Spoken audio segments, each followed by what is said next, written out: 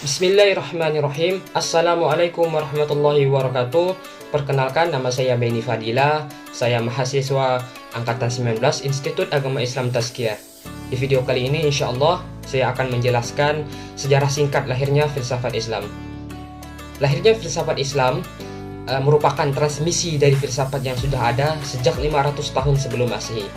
Yunani merupakan tanah kebudayaan yang melahirkan banyak sekali filsuf, ilmuwan, cendekiawan, dan intelektual. Sejarah filsafat Islam dimulai ketika Raja Iskandar Zulkarnain melakukan ekspansi militer ke beberapa negara di benua Eropa dan Afrika, dan termasuk menguasai kota Iskandriah di Mesir. Di kota tersebut, yakni sekitar abad ke-3 Masehi, Raja Ptolemeus di Mesir membangun Universitas Iskandaria, dan dari situlah para ilmuwan barat memperkenalkan ilmu filsafat, termasuk diantaranya para cendekiawan atau pemikir dari Yunani. Nah, selanjutnya budaya bangsa Yunani tersebut mulai mengalami perpaduan dengan budaya baru bangsa Arab, dan kemudian dikenallah ilmu filsafat dalam Islam.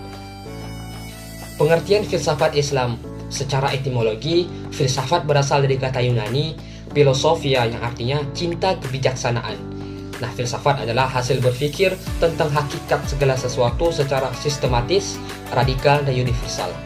Nah, sistematis di sini maksudnya adalah unsur-unsur pemikirannya saling terkait sehingga tersusun pemikiran yang filosofis.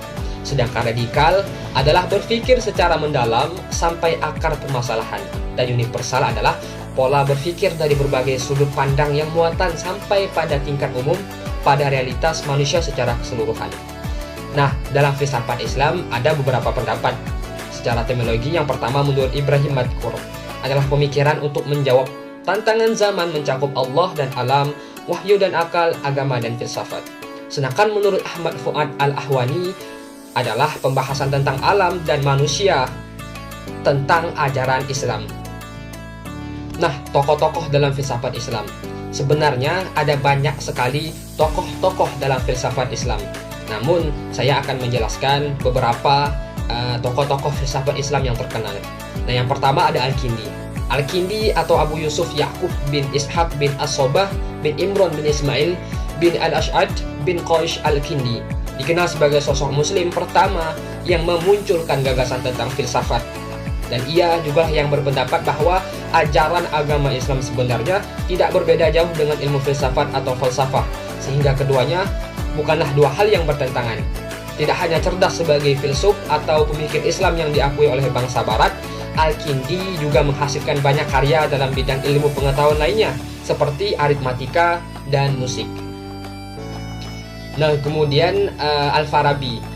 Al-Farabi atau Abu Nasir Muhammad bin Al-Farokh Al-Farabi adalah seorang tokoh ilmuwan sekaligus filsuf muslim yang berusaha memadukan beberapa aliran filsafat, antara lain aliran falsafah Al-Tafiqiyah yang berkembang sebelumnya dari hasil pemikiran filsuf Yunani seperti Plato, Aristoteles, dan Plotinus. Al-Farabi juga berpendapat bahwa pada hakikatnya filsafat itu memiliki satu tujuan, yakni untuk mencari kebenaran dari suatu hal. Baik, mungkin itu saja yang bisa dapat saya sampaikan di video kali ini tentang sejarah singkat filsafat Islam. Mungkin ada banyak kesalahan ataupun kekurangan dalam video kali ini, akan tetapi teman-teman tidak berhenti untuk mencari sumber lain ataupun membaca buku-buku yang lain tentang sejarah filsafat Islam. Karena sejatinya kalau kita berbicara tentang filsafat itu sangat luas sekali, tidak cukup dengan satu video. Akan tetapi kita harus banyak membaca buku-buku yang lainnya ataupun referensi-referensi jurnal-jurnal yang lainnya. Mungkin itu saja, sekian. Akhir kata, wassalamualaikum warahmatullahi wabarakatuh.